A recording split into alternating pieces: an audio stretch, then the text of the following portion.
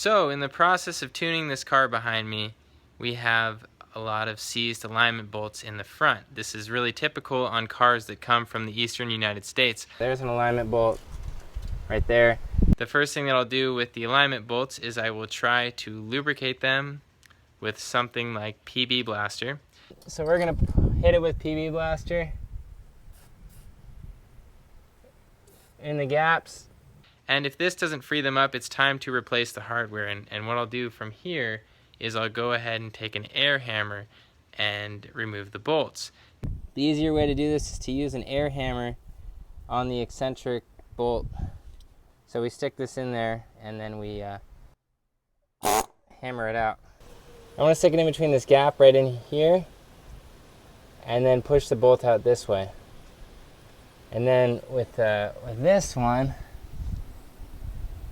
let's see, can you see it? With this one, I take the impact hammer and I stick it in here or the other side and pull this bolt out. So you can see that popped the bolt out.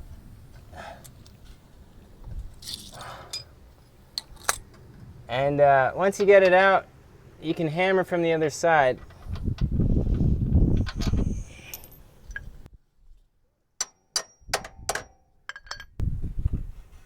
And then we're gonna go ahead and put all new hardware in here. This one was not that bad, but you can see there's a lot of rust on it. That's why they seize. Now on a car that comes out of the eastern United States, sometimes that isn't enough. And when that happens, I will resort to a reciprocating saw and I will saw through the bushings. These are already new bushings in here. These are polyurethane bushings. But some people slice through these to get the control arms out when everything's seized. That's a lot of work. Now, this thing took 15 blades to get through those bushing collars, 15 metal cutting blades, and one of the worst cars that I've seen. So, hopefully the air impact hammer works. That is the hope. But this is the process you use. This is not only for S2000s, this is for other cars as well. This is actually a common problem because your alignment bolts are exposed to elements. Even cars from California will have problems with these bolts sometimes. So, that is it for now.